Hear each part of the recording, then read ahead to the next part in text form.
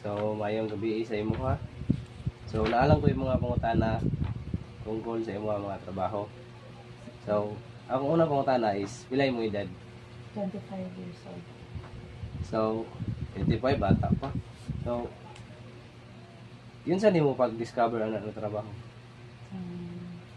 Tungod sa kalisod sa panahon na working student pang ko. Tapos, dili ma-sustain sa kinahatag sa ako ang amo ang akong pag-eskwela. So, nag-offer sa ko na classmate ko na ako na may anak ko din ang trabaho. So, gitry na ako og sulod. Nakasustain ako sa panginahalan sa eskwelahan. Sakto rin ng income.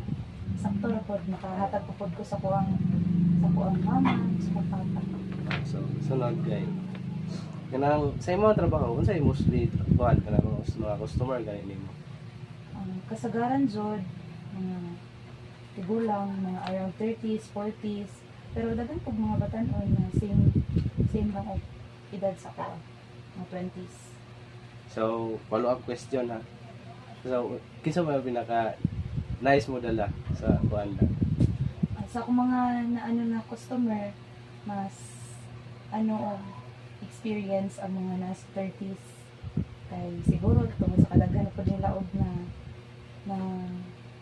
try na Experience. mga experience po.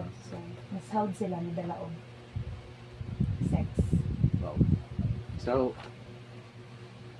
next question is, aside sa ginahatag na bayad sa imo, nasad kay makuha na tipa na?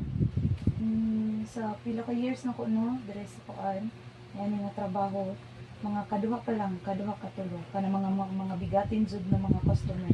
Mga tag sila tip, dako na tip. So, unsa ang pinakadako na tip? 5K? Nice good.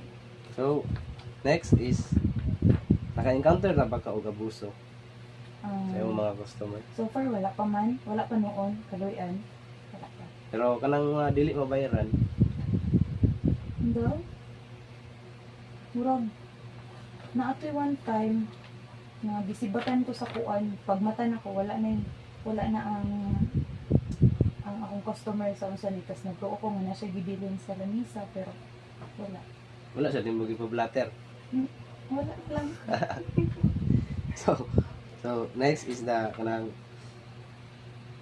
na yung mga trabaho, di ba ka madlock sa mga possible na makuha nimo na sakit na? Actually, nagpa-test ko every month. Tapos, whenever na ko'y customer, nagagamit jud og protection.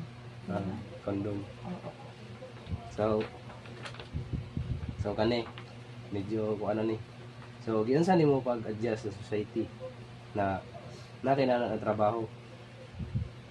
Primero kay maglisod ko, masakitan ko kay lain kayo og panan-aw sa ko ang mga silingan namo kay kanang may anak lagi daghan kog lalaki nga ginakama, pero ako na dili na ako ginahuna-huna ang ilang istorya as long as makahuman ko sa akong pag-eskwela o makatabang ko sa akong pamilya.